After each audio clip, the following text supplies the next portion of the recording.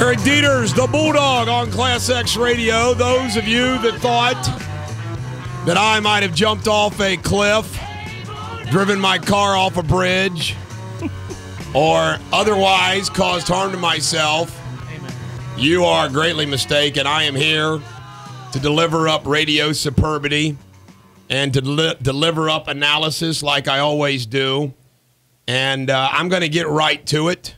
I'm going to cover all of the news with a few props. And before I go on my first presentation of the election, which again I'm going to do every hour for those people that don't listen to the entire show, I'm holding up on the video simulcast. I want all of us Catholics, and if you're a Christian, just take the Bible. I want you to pull out all icons. I don't care if you've got your favorite statue, if you've got your favorite Bible. I brought in my little statue of St. Eric, who I'm going to pray gives me will and power to carry on. But that's what we do in these tough moments. Now, ladies and gentlemen, the American jury, I am going to use the written statement, which I am going to perfect. My newsletter is going to come out quick. And then we're going to have a special edition by 9 o'clock, which will have what I'm about ready to report to you. And you can then use it, pass it along. Last night and early this morning, I did my duty. I watched, listened, absorbed, analyzed, prepared, so that I could speak to you this morning educated. It was painful, but I watched through the acceptance speech. I once coined the phrase for myself, pragmatic realist. I'm conservative, I'm libertarian. I'm also common sense, pragmatic realist. Unlike the radio, in the written word, I can say what I want to say, but there is no capital S, capital C. You know what I'm talking about. There is no capital S, capital C. We awake this morning a divided country and with daunting challenges. Yet, a majority of this country chose the man who increased that divide and deepened the fiscal crisis and foreign policy. And we want him to solve the problems we face. Considering the state of the country, his record as president, and all the reasons not to reelect him, America reelected Barack Obama. Which lends us to the question, why? How can this happen? Well, it's much deeper than the campaigns, the candidates, and even the record of Barack Obama. His reelection, based upon the evidence, is, as Spock would say, illogical. It is my opinion his reelection is proof America has now gone past the point of reversing the course of decline George Bush and Barack Obama and the Congress during their terms has set. See, that's where I blame. I blame Bush, Obama, and the Congress, Senate, and House that has been in place since 2000 all the way through today. Now, that course is one of more and more government and centralization of everything, banking, healthcare, energy, until we reach the collapse of capitalist America. Now, I am going to say what many do not have the guts to say, but you know the Bulldog does. Once again, blacks, Hispanics, young voters, and women decided the election. And they decided more Obama.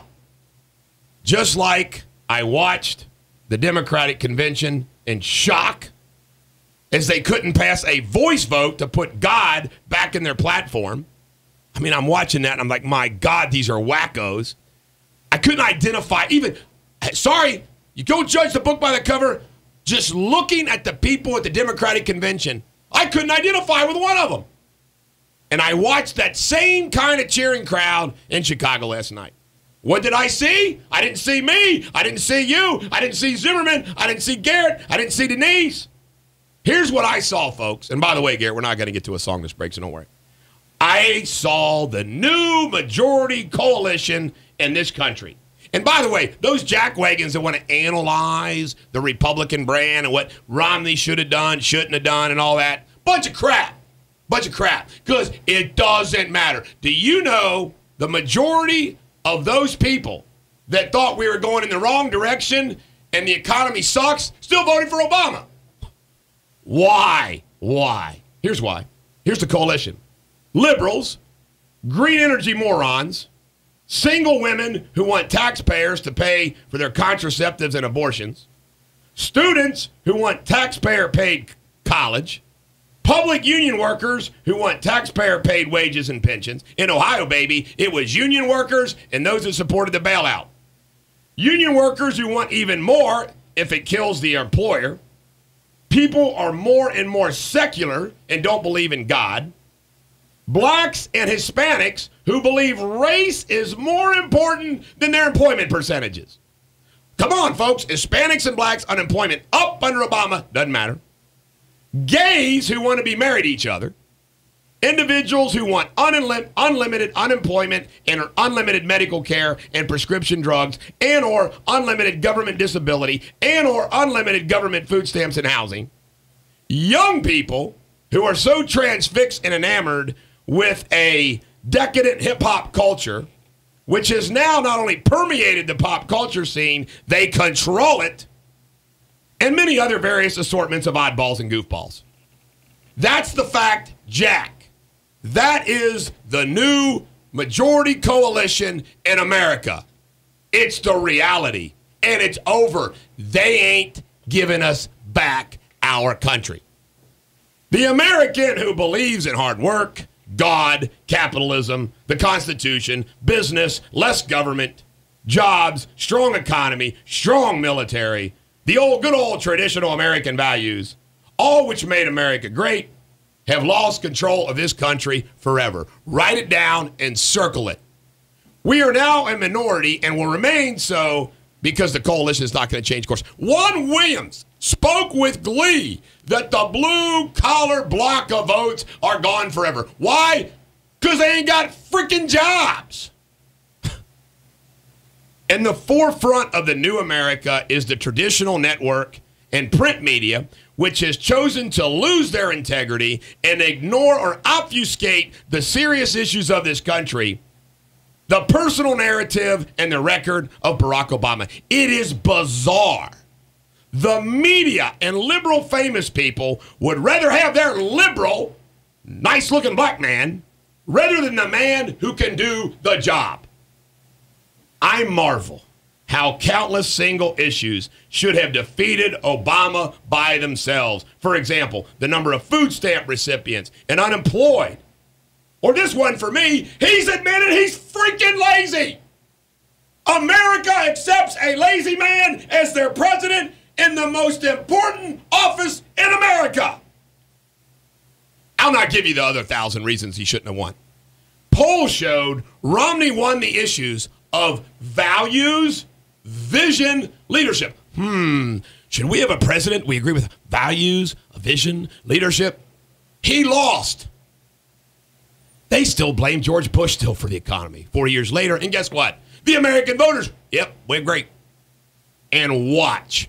All this kumbaya, work together stuff is BS. By the way, Obama went through the whole litany of all that he supports. He said it, man. The teachers, that woman that wants this, da-da-da-da-da.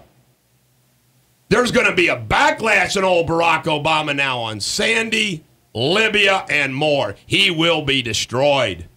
And he should be. The media and the coalition may not care. They have proven having the black man, lazy or not, in the office seems to help them purge themselves of their black guilt.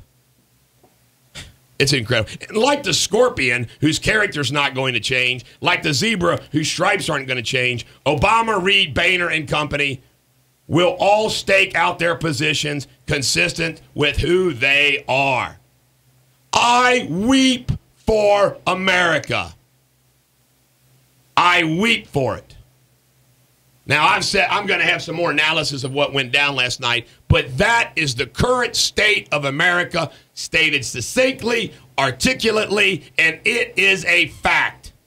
It does not matter anymore who the Republicans run for the presidency unless that Republican runs as a person who supports gay marriage, free money for everybody, free money for contraceptives and abortion, and basically adopts the Democratic platform, well, then a Republican get elected, but who gives a damn if he looks like a Democrat, sounds like a Democrat, but he's got an R next to his name.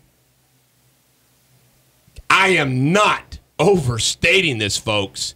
It is over as we know it. That coalition ain't never going away. And you know why? They keep increasing their numbers. Come on in, illegal immigrants.